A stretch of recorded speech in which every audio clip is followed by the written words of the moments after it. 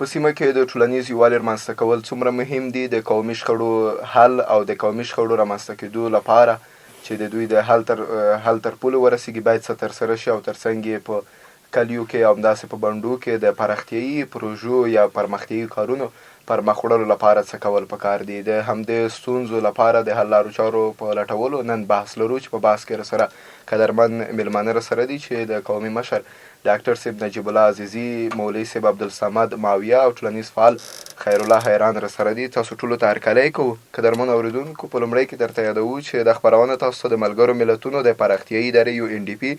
په مالي ملاتړ د افغانستان سیمه ییز اقتصاد پراختیا یعنی ایلیډ پروګرام لاندې د بشري هوساینې مؤسسې له لوري وړاندې کیږي. سلام، وخت بخیر. زه قیوم یم، تاسو تود بحث سره بولم. پیل کې به حیران صاحب تاسو راته ټولنیز یووالی یا د قومونو یووالی راوپېژنئ چې ټولنیز یووالی یا د قومونو یووالی څه ته وایي.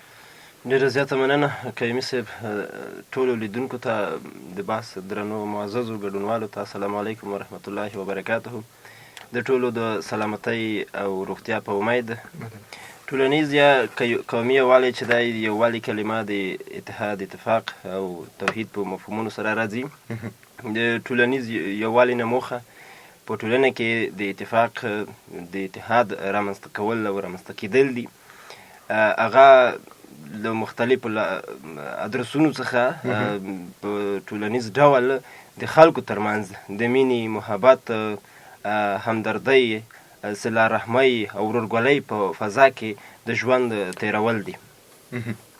مننه حیران صاحب. تاسو ته به بیا هم راوګرځو. دلته به اوس راته ډاکټر صاحب نجیب الله عزیزي ووایي چې څنګه په قومونو کې اوسه پورې د ملي یووالي د رامنځته کولو لپاره کومې هڅې شوي دي، څومره مهمې دي او ترڅنګ لا نور څه کول پکار دي او د ټولنیز یووالي لپاره یا د قومونو کې د ستونزو د حل لپاره څه شوي دي. مننه قیومي صاحب، تاسو ته او په ځانګړي ډول د غرغش تلویزیون مؤسس رئیس صاحب څخه مننه کوو چې تل یې داسې برنامې جوړې کړي دي چې هغه د ولس ټولنیزې ستونزې او ټولنیز عدالت پکې خوندي کیږي. د بحث ګډونوالو ته هرکلی وایم. نو دلته ټولنه زموږ چې دا ټولنه مو قیومي صاحب ډېره ښه ټولنه ده، ولې یووالی، اتحاد چې موږ تعریفوو، قومونه چې پخوا کوم اتحاد یووالی به یې لرلو، هغه اتحاد او اتفاق د ډېرې ټولنې چې اوس جوړې دي، نو دې ټولنو اوس هغه پخواني د ولس دپاره چې کوم ګټورې برنامې به وې، دغې ټولنو په جوړېدو سره په تیر نظام کې پیکه شوي دي. یعنی ولس ته هغه چې لازمه ده شوي وای نه دي شوي. نو هیله مو دا ده چې په قومونو کې هغه کورنۍ چې تاریخي کورنۍ دي، مشران لري، واقعي په د ولس زړه بدیږي، داسې خلکو سره باید دا مؤسسات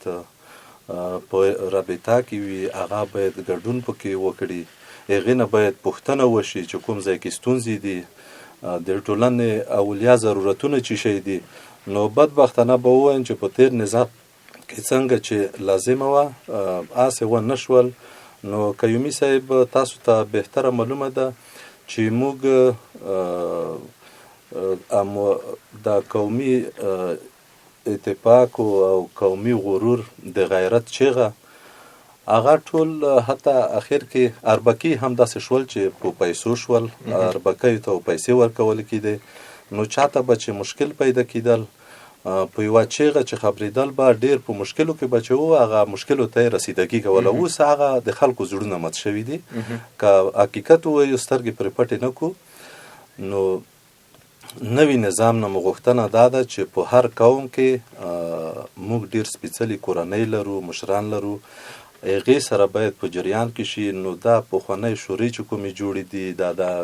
ولایت ته به معرفي کېدلې، دغې ولس کوم هغه درد چې دی هغې درد ته دوا شوی نه دی. ډاکټر صاحب، د ټولنیز یووالي یا د قومونو د یووالي لپاره څوک ښه چاپېریال رامنځته کولی شي یا څوک کړی شي چې په ټولنه کې یا په هغه قومونو کې ټولنیز یووالی یا د قومونو یووالی رامنځته کړي؟ ټولنیز یووالی خو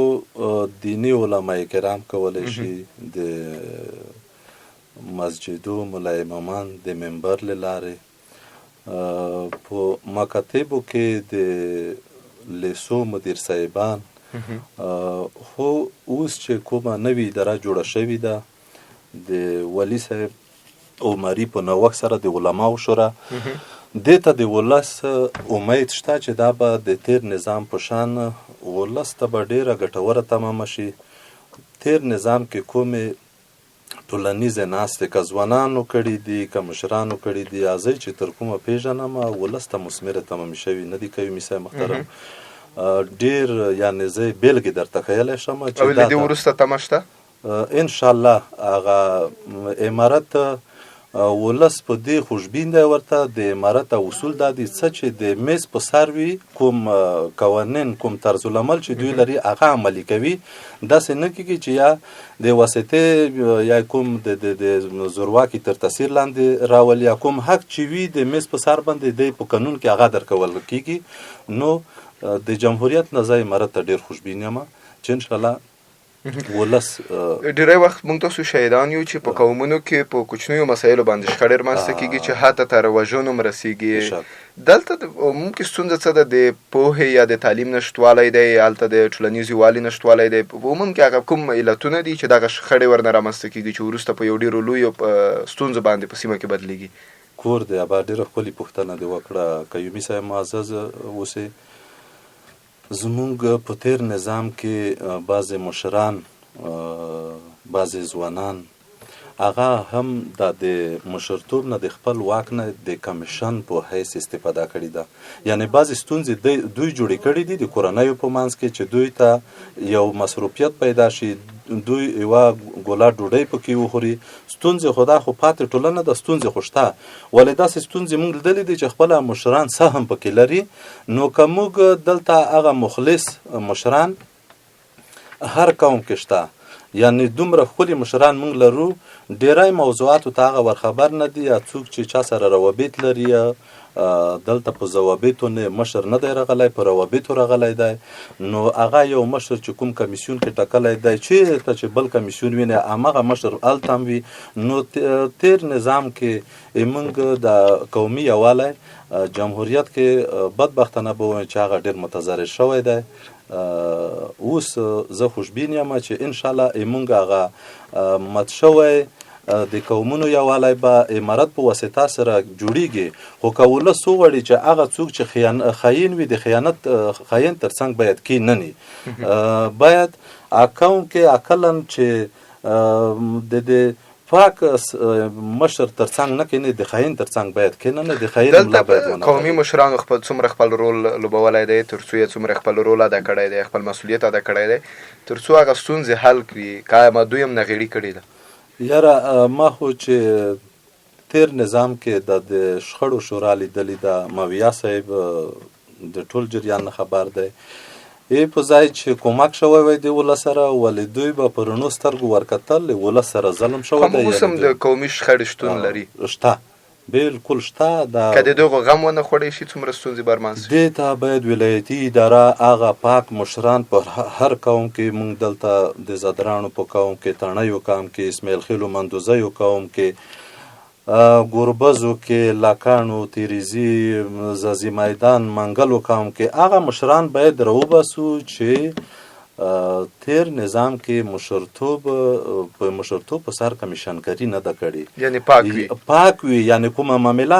تیر نظام کې داسې مشران مال دلی چې معامله د مشرانو ترمنځ جوړه ده خپله فیصدي لره دا مسله زه حل کوم ماته څومره فیصدي پکې راکوي. یعنی که دغه ستونزې په نوي حکومت کې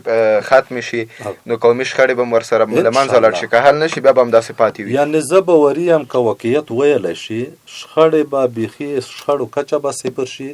یو بل که شخړې ختم شي ټولنیز یووالی به رامنځته شي ټولنیز عدالت او ټولنیز یووالی به رامنځته شي. مننه عزیزي صاحب بیا درته راځو مولوي صاحب تاسو ته راځو د اسلام مبارک دین د ټولنیز یووالي یا د په خپل منځ کې په د قومونو په ورورګلوي باندې څه ویلي دي او په دې برخه کې باید یو څوک څه وکړي او څه کول پکار دي. قال الله تبارك وتعالى في محكم كتابه وهو أصدق القائلين إنما خلقناكم من ذكر وأنثى وقبائل لتعارفوا إنما أكرمكم عند الله أتقاكم صدق الله العظيم. د غرغښت رادیو ټلویزیون مشرتابه او د میز ګډونوالو جناب ډاکټر صاحب نجیب الله عزیزی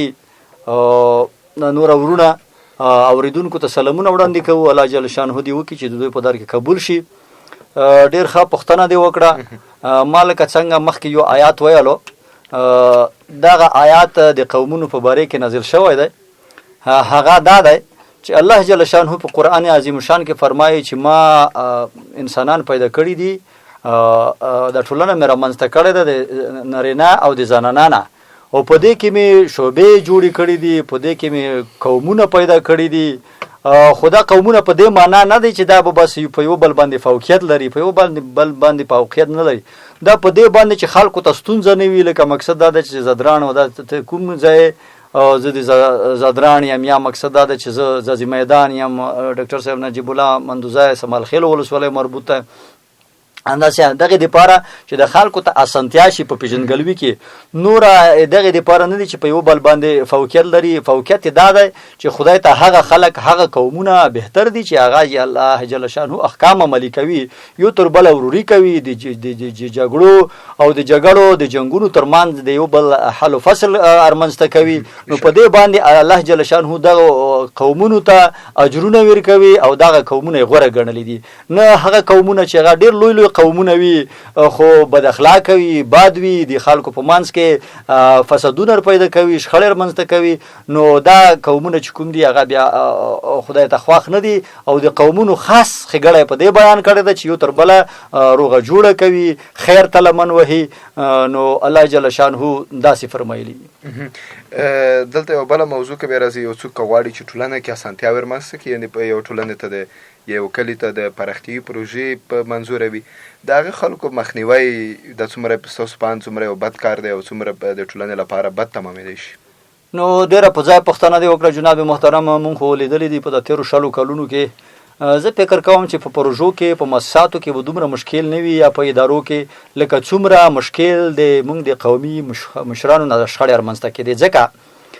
چې مونږ لیدلی دي په یو ځای کې، خصوصا د ملي پیوستون په نوم چې کوم پروګرام تیر شوی دی په د 60 کالو کې، ملي پیوستون نه یو د ملي یو داسې بد انځور د خلکو ته وړاندې کړو. ځکه چې کوم په کار و چې دوی سیستم و اچ عملي کولو نه او د دوی خپله سهم ورکوي. یو کاس به مقصد یو کلی به په هغه کلي کې 100 کوره کلی به په 100 کورو کې هغه خلک چې د ملي پیوستون یا د بل چې ملي ولسي تړون د برنامې په چوکاټ کې به تعلقات لرل، یو کور ته به 100 کسان ولیکل، 100 فامیله ورته ویل به چې د 15 کسان بیماوي، 15 کسان تاوي. دلته ستونزه د قومي پیوستون د ملي پیوستون وکړه د قومي مشرانو. خو زه اوس ارسم د خبره ته اصلي کې مشکل چې شی وو. یو پروژه به ډېره مهمه پروژه و، د سړک پروژه به، د اوبو پروژه به، خو کوم خلک به چې ډېر وو ځکه دلته دوی داسې چوکاټ رامنځته کړی و چې خلکو رایې ته یې ترجیح ورکړې وه، او هر ځای کې د خلکو رایې ته ترجیح نه ورکولی کېږي ځکه چې ضرورت یې وشي وي او خلک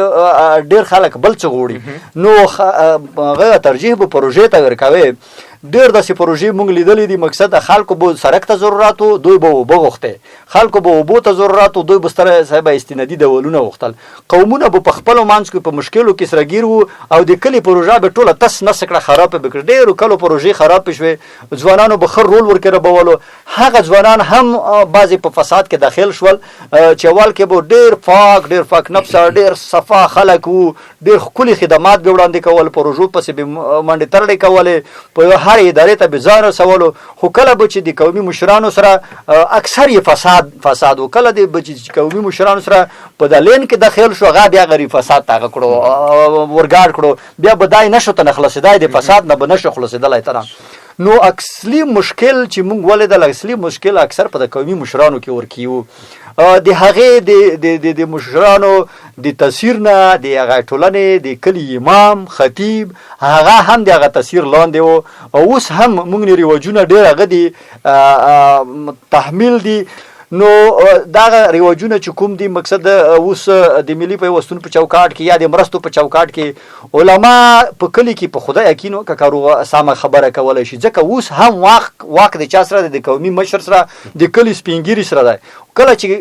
زه پیژنم په یو کلي کې یو سړی د لاس 5 نمرې لري، هیڅ مشکل نه لري، ښه په کریو یې ور کړي دي، ښې پخې کورونه دي، خو د کلي مشر یا وریاره ده یا اعتراض وای د صاحبه هغه په هغه کې لیکي، په امرستې کې لیکي او فساد ته لمن وایي، خو کلي کې یو مسافر دی چې هغه په کریې باندې کور نیولی دی، کریا یې نشي پوره کولی، ولې ملا ته وایي چې ته به موږ په کلي کې مداخله نه کوې. لنډه خبره ملا ته وکړي چې نو تاسو نور اواز نشته د مؤسساتو والا پوښتنه نه کوي، ته خالي داسې وایي چې زه خو والا نه یم بلد دغو خلکو سره، زه کاروبار کار نه ورسره لرم.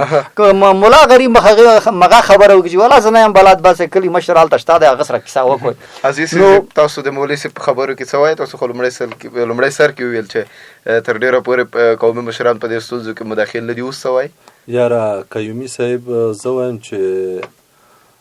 د قومي مشرانو چې مونږ ته کوم بد د شورې جوړې کړلې د قومي یووالي په نوم چې دی کومې ګټې وکړې، کومې ډلې ټپلې جوړې وې، زه یم چې دا به ولس بیخي په خپل عمر کې ونه بخي، یعنی دا نه بخونکی هغه و خیانت و چې دوی کړی دی. خو اوس موږ د ماویه صاحب خبرو ته راځم، زه وایم چې زه 100% د ده خبرې تاییدوم، دا واقعیت دی. اوس هم هماغه خبرې روانې دي، کوم څوک چې د موادو په توزیع کې رسمي مامور مقرر شي، تر هغې چې د امارت چارواکو پیژندلی نه وي چې دا خو تیر نظام کې وظیفه لري، ښه مالداره دی، تر هغې نوم لیکي که چا ورته په ګوته کړو چې دا خو مالداره دی، دا مستحق نه دی، پلانی مستحق دی، نه یې لرې کوي. دلته اوس پوښتنه دا ده چې قومي مشران ولې داسې کوي؟ دلته قیومي صاحب اکثره ځکه د ده سره ډېر مبارک نوم دی قومي مشر، مهمې پوښتنې ته د اشاره وکړه. دوی اوس لکه بعضې د افغانستان په سطحه جهادي لیډران چې دي زورواکي د ولس په وینو چې تجارت وکړو، دوی همغه رقم ته په ولس باندې ځانونه تحمیل کړي دي، یعنی 15 کسه ځان سره پیدا کړي دي، که څوک خپل حق غواړي بیا درځي جنگ در سره کوي، یو قسم مشکل درته جوړوي، نو دوی د زور نه کار اخلي. قیومي صاحب محترم ډېره ښکلې پوښتنه دې وکړه. امارت نه موږ او سر کې چې ما دا وویل چې دلته هر قوم کې چې کومې کورنۍ پرتې دي پخوانیو خلکو ته د مراجعه وشي، دې خلکو د 20 کاله څومره خیانت چې دوی کړی دی، نو زه بیخي زه وایم چې ولس به یې ونه بخي. د ماویه صاحب خبرې زه 100% تاییدوم چې ستاسو ټولې دی دواړو ته بیا هم رسو. حیران صاحب تاسو ته راځو، د قومي شخړو د حل په موخه او د ټولنیز یووالي رامنځته کېدو په موخه، یو خو د علماو رول په پیل کې ورته ډاکټر صاحب هم هغه وکړه، تاسو څه وایئ چې په دې برخه کې څوک مهم رول لوبوي؟ ځکه دلته ما په هوایي هم راځي، رسنۍ هم راځي، مدني ټولنې هم دي. که چیرې د اسلام د مبارک دین اساساتو ته رجوع وکړو، نو د اسلام د مبارک دین اساسات په یووالي او توحید راڅرخي. یووالی او توحید د مسلمانانو ترمنځ اساسي موضوع او بحث دی، د ټولنې یووالی. په دې برخه کې بیا مسؤلیت هم تر ډېره بریده علماو ته راجع کېږي. په ټولنه کې د یووالي د رامنځته کېدا په خاطر باندې علما ستر مسؤلیت لري، که مولوي صاحب دی، که بل عالم دی، که بل عالم دی، له دغه مسؤلیت څخه باید هغه په یو شکل باندې هغه صرف نظر ونه کوي او ځان ته پکې برات ورنه کړي. هر دیني عالم په دې برخه کې لومړی او تر ټولو سترترین هغه مسؤلیت لري چې ادا یې کړي. له هغې نه وروسته د کورنیو مشران دي، د قومونو مشران دي چې په دې برخه کې باید سترترین مسؤلیتونه ادا کړي. اما په دې برخه کې موږ او تاسې وینو په خپله په قومونو کې دغه ستونزې تر ډېره بریده هغه چې دي موجودې دي، نه په یو شکل باندې قومي مشر خپل مسؤلیت ادا کړی او نه عالمانو، ځکه دغه ستونزې موږ او تاسو وینو. په خوست کې بیا دونه زیاتې دي چې مدني ټولنې که څه هم د مدني ټولنو د رامنځته کېدلو موخه هغه دا ده چې په ټولنه کې یووالی رامنځته کړي. اما بدبختانه باید ووایم چې مدني ټولنې هم په دې برخه کې پاتې راغلي دي. ولې هغه په دې چې په سلګونو مدني ټولنې مدني نهادونه رامنځته او جوړ شول، دغو خپله په یو ډول د ټولنې بې اتفاقۍ ته هواره کړه، هغه ټولنه یې بې اتفاقه کړله. نو په هم ډول باید ووایو چې هم مدني ټولنو خپل مسؤلیت نه دی ادا کړی، او په کل کې موږ تاسو ټول تر ما پورې، تر تا پورې، بیا تر ښوونکي پورې، بیا تر بل پورې مسؤلیت نور ادا نه شوی. که مسؤلیت نور هم ادا نه شي، ټولنه لا بدبختۍ خواته روانه ده، لا بدبخته کېږي. موږ تاسو وینو په خوست کې مختلف قومونه دي دغه د مورچې سره جوړې کړي دي. ځوانان د دې په ځای چې هغه یو ښه کار ته تشویق شي وهڅېږي، توپک ورته غاړه کېږي، هغه بل ورور، هغه بل قومي ورور، هغه بل قومواله سره په مورچه کې کېنول کېږي چې دغه غار دی، دغه سارا ده وروره چې هغې نیولې ده، دا یې رانه نیسي، ها یې رانه نیسي، دا دی ها دی. ځوان د نورو کارونو رامنې کوي، توپک ور په غاړه کوي، په مورچه کې کېنولی، هغه بل ورور پرې وژني یا د هغې د وژلو په خاطر، د هغې تهدید په خاطر. دغه ځوان باید د وطن د رغښت په برخه کې کار واخیستل شي. دغه ځوان باید په نورو مواردو کې وکارول شي، نه دا چې هغه مورچې ته لیږي. مننه حیران صاحب. قدرمنو اوریدونکو لیدونکو په دې برخه کې لنډه شان وقفه لرو، بیا هم چیرې ځئ یم تود باز دوام بیا مرکلی درته کوو. مننه چې راسره یې. تود باس له غرګښت تلویزیون څخه ادامه لري چې راسره قدرمن میلمانه راسره دي او د دوی سره د قومي شخړو د ټولنیز یووالي او قومي یووالي او ترڅنګ یې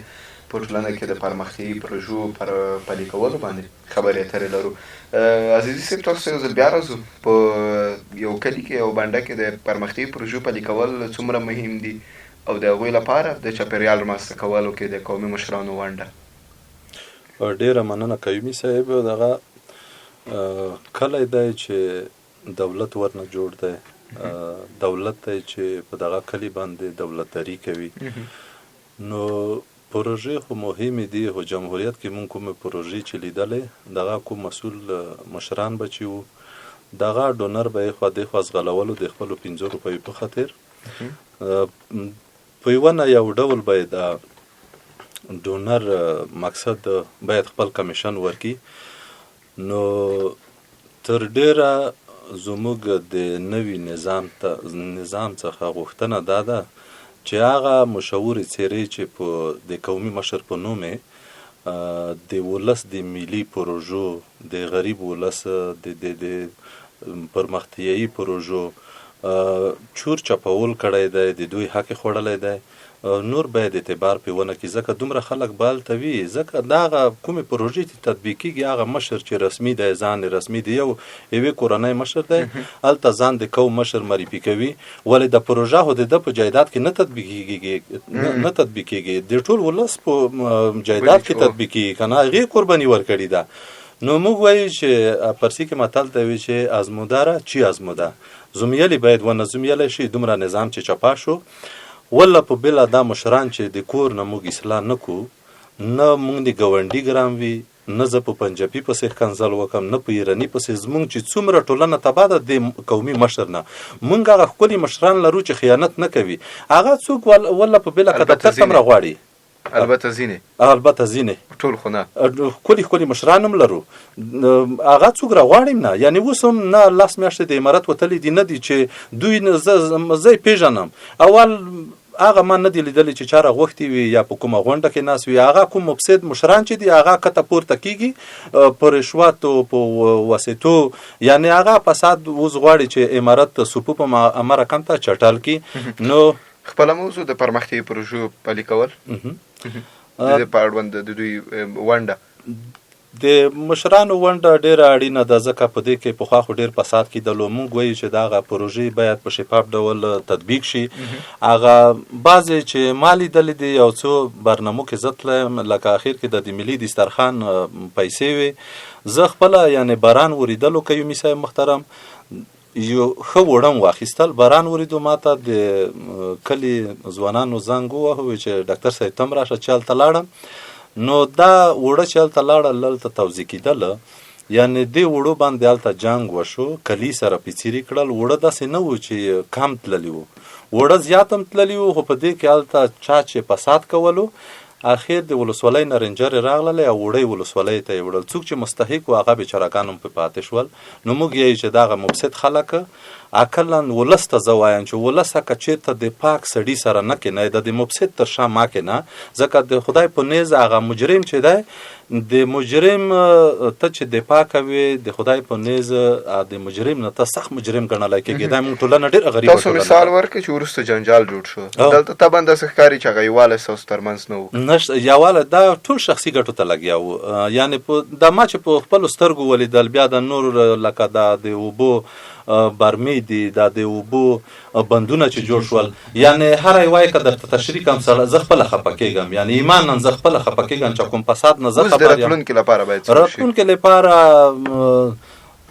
باید د امارت مشران لکه د مرستې چې وشي د مسجد مولانا پوښتنه کوي چې واقعي غریب څوک دی. یعنی دا تر ډیره د امارت مشرانو ته مونږ وویل چې مولا امام ته هغه واقعي غریب دته ښه پته لګېږي چې واقعي غریب څوک دی. که یومي صاحب ډېره ښکلې پوښتنه دې وکړه. موږ وایو چې په نورو عرصو کې باید امارت داسې اقدامات واخلي لکه د خوراکي موادو د کومک شوي موادو په مورد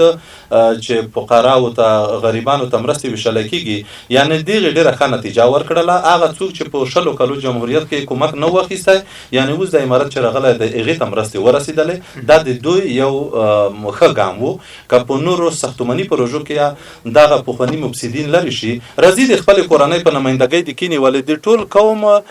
مشرتوب د په زوره نه کوي، نه دی ورکوي. ځکه دلته هر چا قرباني ورکړې ده. ولس چې دلته 20 کاله جنګ ولیدلو، شهیدان ورکړي دي، د مکتب وړه ماشومان د لاسه ورکړي دي. یعنی د جنگ ته هر چا قرباني ورکړي ده. که یومي صاحب یو قومي مشر نه ده ورکړي چې په زور دلته په یوه شورا کې د یو ډول نه په یو ډول ځان لیکلی دی، نو د قیامته پورې دا مشران نه وي. نو دې ته باید امارت مشران سخته توجه وکړي. که یومي صاحب ډېرې ښکلې ټکي ته مو اشاره وکړه. مونږ تباه او برباد د خپلې بعضې قومي مشرانو د لاسه یو چې هغه په دې غیر قانوني کارو باندې که د ولایتي ادارې به غیر قانوني کارونه کول، ولې دوی ته به بلند منزل ورکولو، دوی ته به نمره ورکوله. هلته که دوی قوم خرڅولو چای مخه نه نیوه. هلته د دوی سره په ډله کې داسې مشران ورسره وو چې په دغې ګټو کې هغه هم ورسره شریک وو. نو دا باید نور منفي کړي. که چېرې کوم سیمې ته یوه پرمختیایي پروژه هم لاړه شي، هلته قومي یووالی هم موجود وي او ټولنیز یووالی هم موجود وي، هغه پروژه به هم څومره ښه تطبیق شوي وي او د څومره ښه تاثیر به یې لرلی او څومره مثبت بدلون به راغلی. دقیقا ځکه چې وطن هو مور ده. موږ ځوانان بیا ډېر په عصري ټکنالوژۍ دا اوس رالوی شوي دي په د 22 کالو کې. یعنې وطن سره چې څومره مینه لري، موږ وایو چې دا ځوانانو ته موږ باید عملي مینه ورکړو. د هره بخش کې کوم د فساد کړی چې دی باید ختمې کړو.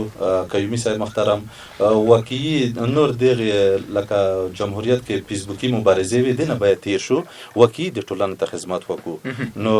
کولی شو چې یو پرمختللی هیواد به ولرو. مننه ډاکټر صاحب، تاسو ته بیا راځو. حیران صاحب، یو ځل بیا تاسو ته د یو بل منل، که چېرې په ټولنه کې هر څوک یو بل ومني، په ټوله ټولنه به یې مثبت اغېز څه وي؟ هغه وایي چې ته چې ځان ته خوښوې بل ورور ته به هم خوښوې. که موږ او تاسو ټول په ټولنه کې یو بل ومنو، نو پرته له شکه چې ټولنیز یووالی ایجادېږي او په ټولنه کې ټولنیز یووالی رامنځته کېږي. که موږ او تاسې له یو او بل سره حسد کینه ونه کوو، بغض ونه ساتو، صله رحمي قطع نه کوو، د یو بل په ښادیو ښاد شو، په غم یې ودردېږو، نو پرته له شکه چې په دې حالت کې موږ او تاسې په ټولنه کې ټولنیز یووالی رامنځته کړی دی او یو او بل مو منلی دی، دا به داسې حالت ایجاد شي چې هم به زموږ او ستاسې د دنیا د رفاه او خلاصون ذریعه، هم به زموږ او ستاسې د آخرت د خلاصون ذریعه. نو په ټولنه کې د یو او بل منل هغه څه دي چې موږ او تاسې بریا ته رسولی شي. ځکه په کل کې د ټولنیز یووالی، د ټولنې اتحاد او اتفاق هغه د فریضه ده، د اسلام د مبارک دین لاندې فریضه ده. اما بې اتفاقي د یو بل نه منل دا ګناه ده او هغه جرم دی. مننه مولوي صاحب. تاسو سره راځو، که څوک د قومونو ترمنځ نفاق اچوي یا د دوی شخړو ته هڅوي، دغه کسان څنګه کسان دي او دوی ته مو ویل څه دي؟ جناب محترم، منافقین خو ډېر بد خلک دي. منافقینو ته الله جل شانه په قرآن عظیم شان کې فرمایي چې دا منافقین چې کوم دي، دا په خوی کې، په عادتونو کې، په تاوان رسونو کې د کفارو نم ډېر سخت دي. ځکه منافق چې کوم دی هغه تا سره یې واکوي، و اذا خلوا الی شیاطینهم قالوا امن به داسې څه آیات ته قرآن شریف کې کله به چې دوی د خپلو منافقینو مشرانو سره مخامخ شول بیا به مقصد وځي چې موږ خو د تاسو سره یو کله به چې پیغمبر علیه الصلاة والسلام سره مخامخ شول ته چې تا باندې خو سخت تکلیف تیریږي تا په صحابهو باندې موږ د تاسو سره یو کله به چې صحابه پیغمبر پاک صلی الله علیه وسلم خبرې وکړې یا به صحابهو کومه مشوره وکړه دغو منافقینو به د نورو خپلو شیطانو ته ابی بن خلف دغو خلکو ته وروړلې بیا به خپل منځ کې د مسلمان میم سره خپا کړل وبیل چې کله موږ په منځ کې د موږ صحابهو کې د سره هغه به منافق و یعنی منافق د الله جل شانه سخت خطاب کړی دی دا خو په موږ باندې تیر شول په د تیرو نظامونو کې صاحبه لکه څنګه ډاکټر صاحب ورته اشاره وکړه هغه خلک چې د ځوان د نوم نه استفاده کړی دی په غټو بستونو ځایونه مقرر کړل ډالر یې پیدا کړل هېڅ څه به هم نه لرل خو څه وخت چپلوسۍ په اساس باندې ډالر یې پیدا کړل غټ غټ بستونه یې پیدا کړل صاحبان تر خارج ته ورسېدل اروپا لندن امریکې ته او همداسې یو څو کسان علما هم وو د علماو په نوم باندې سختې پروژې پلې کړې په لسګونو زرګونه ډالر به د میاشتې د مختلفو سفارتونو نه اخیستل عامو علماو ته هېڅ پیدا نه ده رسولی همداسې هغه قومي مشران هم موږ پېژنو چې هغه منافقت به کولو د خپل کلي سره کلي ته به وي چې زه داسې پروژې منظوروم داسې دا کوئ مړی وکړئ دا وکړئ د کلي نه بیا هم په کوم د مړی په نوم نه د څه شي په نوم نه د لیارې خرڅې د موټر کریې په نوم نه پیسې ټولې کړې او د پروژې کې به هم د خپل څه هم و نه به په عربو کې څوک و نه به پټای و نه به جایداد و اوس چې مونږ ګورو اوږده تعمیرونه جوړ کړي دي ډینګ ډینګ او په جربو ځمکو نه چردیوالی ارتاو کړي دي مختلف رقم بغونه پکې جوړ کړي دي نو مونږ د امارت نه هم دا غوښتنه کوو لکه څنګه چې امارت د علماو شورا جوړه کړې ده همدارنګه د هغه مخلص خلک چې د قوم د نظر نه غورځېدلي خلک وو په کلي کې په قوم کې ټولنې کې هغه محبوبیت لري هغه مشران د هم ورسره کې ویلې علما په هرې مسالې باندې دومره نه پوهېږي لکه په نرخ رواج باندې چې کوم د کلي او مشران پوهېږي بل هم علما نشي کولای هم قومي مشران نشي کولای مونږ دا خبره کوو چې څنګه چې علماو شورا جوړه کړې ده همدارنګه د قبایلو ریاست ته د هغې لپاره د مولوي صاحب کریم الرحمن ډېر یو پاک نفسه انسان دی ما ډېر وخت ورسره تېر کړی دی په یوه ځای باندې دته د په تشکیل کې او قومي مشران ویر کې پاک مخلص د هرې ولسوالۍ نه تر څو د قومي مشرانو د ځوانانو د اطلاعات او کلتور ریاست خو شته هغه پاک ځوانان چې ډېر با استعداده لوړ استعدادونه لرل خو دوی هېڅ شی نه دي پیدا کړي د کریو په کورو کې اوسېږي د کور کریا اوس نه لري د دوی سره هغه ملګري چې دوی ورسول یوه ځای ته چپړوسي به کوله هغه خلک په ډېر لوړو بستونو ته ورسېدل اوس ډېرې پیسې پیدا کړي دي خارج ته د تېښتې پیسې هم پیدا کړې وتښتېدل څه داسې یو میکانیزم در منځته کړي چې د علماو د ځوانانو او پاک خلک هغه قومي سپینګیري مشران د درې ارګانونه د سره کینوي بېله امارت هم په دې باندې نه رسېږي او امارت ته ځینې خلک څوک کیسه نه شي ورکولی وایي چې هسې نه چې خفا مې نه کړي که نه نو کله که د دغو خلکو په خبره امارت ته په دوی په خولې خبره ورکولی کېږي ورسېږي ډېر ښه تاثیر به لري او دا ډېر ښکلي جوړښتونه به رامنځته کېږي انشاءالله العزیز ډاکټر صاحب یو ځل بیا هم تاسو ته راځو ځکه چې تر ډېره مو تاسو سره په قومي یووالي باندې په دې بحث چې تاسو خپله په همدغه برخه کې یاستئ تر ډېرو اوس قومونو کې پخواني تړونونه نشته او ځینې قومي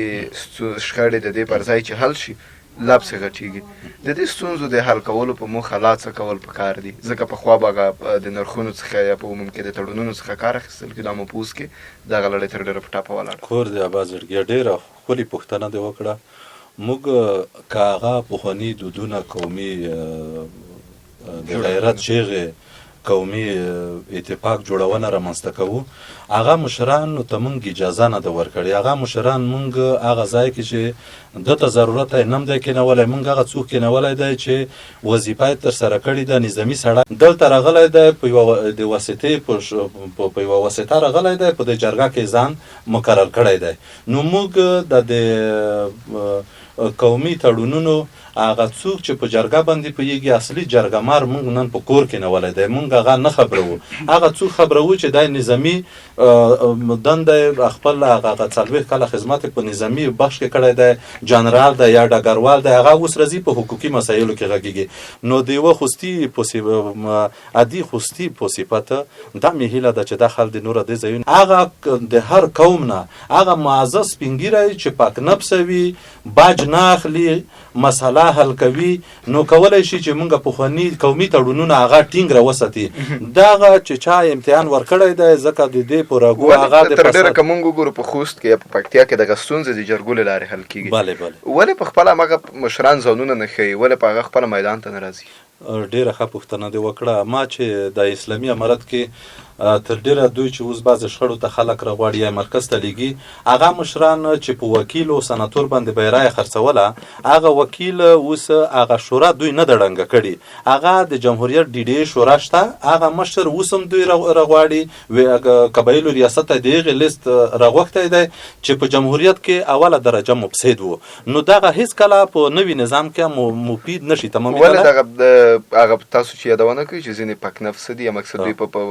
کې په معاملاتو کې نه دي ښکېل هغوی ولې له دولت غوښتنه نه کوي؟ ولې قبایلو ریاست ته نه ورځي؟ ولې د خپل هغه کوم کمیسیون د هغې څخه غوښتنه نه کوي؟ قیومي صاحب موږ تاسو هغه کې د ځان په خاطر نه بلکې د ټولنې لپاره متل د ټولنې په خاطر وایي چې سل بللي ځایږي یو نه بللی نه ځایږي که نه سړي ته ځان باد برېښي. زه یوه ورځ هغه ته لاړم د ولایت کې 4 ولایتو ولیان راغلي وو. عمري صاحب ډېرې خوږې خبرې وکړې د لوی پکتیا ولي صاحب ښکلې خبرې وکړې د پکتیکا ولي و د لوګر ولي و چې په دې کې د خوست په نمایندګۍ یعنی هیڅ یو مشر جګ نشو خوستوالو په نمایندګۍ ما چې ولیدل هغه د جمهوریت وخت بعضې مفسد مشران جګ شوله چې وکیل باندې به یې رایه خرڅوله هغه مشران د خوستوالو استازیتوب نشي کولی د ټولو قومونو. دلته که به وګورو د هماغه چې تاسو کوم یادونه کوئ چې دوی په تېر دولت کې مقصد په معاملاتو کې ښکېلو دا معنا لري چې دوی دغه د روغو مشرانو په هغه باندې په حق باندې تېری کړی دی. تاسو به اجازه ورکوئ چې ولې تېری وکړي ولې د خپل حق دفاع ولې نه کوي؟ زه د وخت میشتې په حیث ماته دا مطرح نه ده چې ما په ځای دلته تڼای راشي زدران راشي یعنی منګل راشي چې خوست د خوستوالو ګټو نه دفاع کولی شي د دوو قومونو د مسلمانو په منځ کې یوه موضوع حل کولی شي چې دته خدای استعداد ورکړی وي دا مطلق جرم دی چې زه د ده په ځای هلته کینم زه په ورین ته دې دته هرکلی وایم چې زه مندوزه یم د ما په ځای دلته د دی کیني را دي شي. ما بریلي د امارت مشرانو ته مې ورته یادوري کړې ده چې په خوست کې دغه پکنفسه مشر دی یعنی دا د خوست په سطحه هغه نکمي که راوړه نغه زما څخه واخله که د خوست څومره افتخار یې درته راوړو سترګې دې پې جګې شوې استاسو نو موږ خپل غږ امارت مشرانو ته رسولی ده چې آیا دغه سره منسجم دي ټول مشران هغه چې پاک نفسه دي سره منسجم دي سره یووالی لري؟ هېڅ کله منسجم نشي کېدای چې دوی خپله نه دي یووالی نه لري څنګه به نور یووالي ته واچوي؟ دوی هغه که فساد کې ښکیل نه دي هغه که په توره شپه ولایتي اداره اوسنۍ غوښتنه ترې وکړي مطالبات ترې وکړي چې ته راشه یعنی ما لیدلی دي چې دوی قرباني ورکړې ده د مفسد مشر په کیسه کې نه دي هغې ستونزې ته رسېدلی دی مشکل یې حل کړي دي او د نورو حوزو د قدرت انحصار کړی دی لکه تېر نظام کې چې قدرت څنګه انحصار و موږ لکه خارجیانو چې افغانستان اشغال کړی و دلته ولس اشغال و هر مشر یو دیکتاتور و نفوذ لرلو زور نه کار اخیستو دغه اکثره غیر قانوني د زیات مسایل دوی جوړ کړي د خپل فیصدي پکې لري قیومي صاحب په دې بسترګې نه پټو بل د امارت مشرانو نه مهیله دا ده چې دغه بار ما کوم ریاستو کې چې ناس غوښتنه مې ورنه کړې تاسو د پاک مشران راوغړئ دا چې یو ځل امتحان ورکړی دلته راشي صرف چوکۍ نیولې وي ناس وي ډوډۍ وخوري بس زه وله په بله که هغه ډوډۍ پې ارزېږي چې ډوډۍ وخوري ځکه زما قوم ته چې ګټه نه ده کړې بل قوم ته به څه ګټه وکړي. تاسو وویل دغه تېره یوه غونډې ته مې اشاره وکړه هلته د قومي شخړو په موخه یو کمیسیون جوړ شو بیا په لومړیو کې ځینې ستونزې مهال کړې که همداسې نور اقدامات هم ترسره شي دا به څومره ښه وي او څومره به ستونزې ورسره راکمې شي اما که په عمل کې کار وکړي؟ یعنې قیومي صاحب د امارت مشرانو 4 ولایتو ولي صاحبانو خبرې چې ما واورېدې وله په بله چې پاکنفسه مشران دې سره شي نه یوه ستونزه ووینې ځکه دوی ورته وویل دلته دوو قومو په منځ کې شخړه ووایي چې پوستې هم جوړ دي پوستې ړانګې کوي که مونږ ورشو مونږ اصلحې تاسو هم هلته وایي زه چا غوښتی نه وم حتی ما یو بوتل اوبه څښلې دي نور ډوډۍ ته کې نه نیستم ډوډۍ مې خپل کلینیک کې وخوړه خو زه تللی بله موضوع پسې وم ما وایي چې ته راځه دا وګوره چې څه شی دي هماغه فساد اوس هم روان دی نو امارت مشران که ډېر کوشش وکړي یا په راز کې دا مفسد مشران مشران چې دولتي ځمکې غصب کړي دي، بلډینګونه جوړ کړي دي، دا چې وي دې سره د ولس غم چې په جمهوریت کې نه و، دا همغه خلک دي. ما مخکې درته وایي چې ازمده را چې ازمده زمیلې دي، نور نه ازموي، دا نتیجه نه ورکوي. یعنې د والي صاحبانو چې کومه کمیسیون جوړ کړی دی د 4 ولایتو، دغه مشران چې ورسره وي دا د ناکامۍ طرف ته بیایي. هېڅ مسله به دوی حل نه کړي چې پاک مشران ورسره نه شي. او که پاک مشران ورسره شي 100% مطمئن یم چې امارت پالیسي چې ده دا به انشاءالله د شخړو ته به پای ټکی کېښوی کېږي، د ټولو قومونو په منځ کې شخړې به حل کېږي، د کورنیو په منځ کې شخړې به حل کېږي، مینه ورورولي به وي، یوه د مینې فضا به جوړه شي. دلته هر چا خپلې ګټې پللې دي، دلته د چا موضوعات د چا شخړې نه دي پیللې. قیومي صاحب محترم، اوس امارت مشرانو نه مهیله دا ده دوی ډېر په انسانیت شرافت وایي چې هغه ورونه چې خارج ته تللي دي، هغه څوک چې لاړ دي هلته یو 15 روپۍ ګټي، مونږ هغه ورونه دي، چا باندې انتقاد نه نیسو. هغه خال چې دلته وظیفې لرلې، اوس جرګه مار معلوم وي، قومي مشر وي، دغه کار وي. اوس نظامي سړی په جرګه کې څه غواړي؟ دې مسؤلیت یې توپ ویشتل دي. آیا دا په دعوې خلاصولو باندې پوهېږي؟ موږ خپل عملي لیدلي، موږ یې متضرر کړي یو، موږ یې ضرر لیدلی دی، ولس یې ځورولی دی. دغه باید نور لرې کړي. هغه که اوس منځ ته نه راوځي، جرګې ته نه راوځي، خو څوک چې په راز کې دغه راوځي، ولې فرمایشونه ټول هغې دي، هغه په پخواني کارونه روان دي. نو هیله مو دا ده چې تاسو رقم ته ځوانان خارج نه چې دوی راغواړي امارت مشران، دلته موږ ماسټر لرو چې په فساد کې ښکیل نه دی، ډاکټورا لرو، پی ایچ ډي ولا ځوانان لرو، دغه دې راوغواړي. دا نوي کسان دې په وظیفو وګماري. مننه ډاکټر صاحب. مولوي صاحب تاسو ته راځو بیرته. که چیرې په د یو دیني عالم په حیث تاسو څنګه ارزوئ، که چیرې کوم سیمې ته راځي او پر یو مؤسسه ورځي یا په دولتي چوکاټ کې کوم بل څوک ورځي، دوی ته پرمختیایي کار کوي یا داسې کار چې هغه ټولنه کې وګړو ته اسانتیا رامنځته کېږي، یا استنادي دیوال وي یا سړک وي یا ویاله وي، څنګه ارزوئ د یو دیني عالم په حیث؟ دا خو ډېر ضرور دی. خیر الناس ما ينفع الناس، بهتر دی حال کنه هغه څوک دی چې بل چاته ښېګړه ورسېږي. مونږ کسو مقصد اوس هم هغه لکه ډاکټر صاحب چې ورته اشاره وکړه، هغه خلک چې په کوم کلي کې په مؤسساتو سره ډېر نږدې پاتې شوي دي، مؤسساتو مخکیني رئیسان دي یا اوس رئیسان دي، هغه په کراتو مخکې هم پیسې لګولې دي، مصرف کړي دي، خپل کلي دي قوم په ګاټې، اوس هم د خپل کلي د قوم په ګاټې مصرفوي. اول پروژه خپل کلي ته منظوروي، بیا چې کله یو 2-3 پروژې نوره بل چاته منظوري کړي، 15 پروژه بیرته بیا راوړي، بیا په خپل کلي کې. یعنې نیم په نیمایي خپلې پروژې د ټول د ولایت په سطحه خپل کور ته خپل کلي ته راوړي او نوره پروژې تقسیموي. نو دغې نه بیا خلکو ګیله کېږي او ډېر ضرور ده چې هر چاته مساوي برخه ورسېږي، مساوي حق ورسېږي. مونږ ته دا هغه کې اوس تیر نظام مقصد نظامونو کې دومره مشکل نه وي، خو مشکل خلک جوړوي، ځکه چې هر نظام دپاره یو قانون وي. اوس په تیر نظام کې مونږ ډېر قانونونه لرل، ډېر زبردست د مؤسساتو مونږ ډېر ښکلي قانونونه لرل که نه. که چېرې عملي شوي وای، هېڅ چا فساد هم نشو کولی او مشکل هم نشول جوړېدلی. هغه د قانون تطبیق د قانون تطبیق مهم ده چې کله قانون به څوک تطبیقوي؟ زه خو یې نشم تطبیقوی، نه یې مونږ کلي امام تطبیقولی چې هغه غریب یې چې خو 5 وخته لمونځ ورته کوم چې سرسیار وکړي او زکات وکړي او مقصد دا ده چې د میاشتې تنخوا په وخت وکړي، بس همدغه مې بس ده. مخکې چې ما یادونه وکړه تاسو بیا وویل چې مقصد څوک چې چاته خیر رسوي دا غوره انسان دی. همدې اړوند که دیني علما د منبر له لارې واعظ او نصیحت وکړي څومره ښه تاثیر به ولرلی شي؟ بالکل علما خو انشاءالله العزیز د منبر د لارې نه او وازونه هم کړي دي، د مطبوعاتو لارې نه کړي دي، داسې رادیو تلویزیون به نه وي پاتې چې موږ خبرې نه وي ورکړي دي. خیر ښېګړې د جمهوریت مانه وروسته راغله، هغو په لکونو ډالر پیدا کړل د مختلفو سفارتونو. ما ته هم خواهش شوی دی د مختلفو سفارتونو 20 کسان پیدا کړه، 10 لکه ډاکټر صاحب و چې د هر قوم په سر کې یو مشر و او د هر قوم یوه شورا وه 40 کسان، فقط یو 15 کسان داسې خاصه نږدې کسان به تنه خبر و، یو به رئیس خبر و، 15,000 2,000 3,000 ان تر 40,000 ډالرو پورې مختلفو سفارتونو دوی ورکول که نه، دوی ته پیسې ورکولې، هغه به ټولو ځونو ته کښوي او نور لاندې اکثر ملکان به هم نه تنه خبر، قومي مشران به هم نه خبر. دا مسایل په ټولو خلکو کې په ټولو ټولنو کې ورکیو، هم په ځوانانو کې، هم په علماو کې، هم په هغه کې په قومي مشرانو کې. یعنې فساد داسې نه ده چې یو قومي مشرانو کړی دی،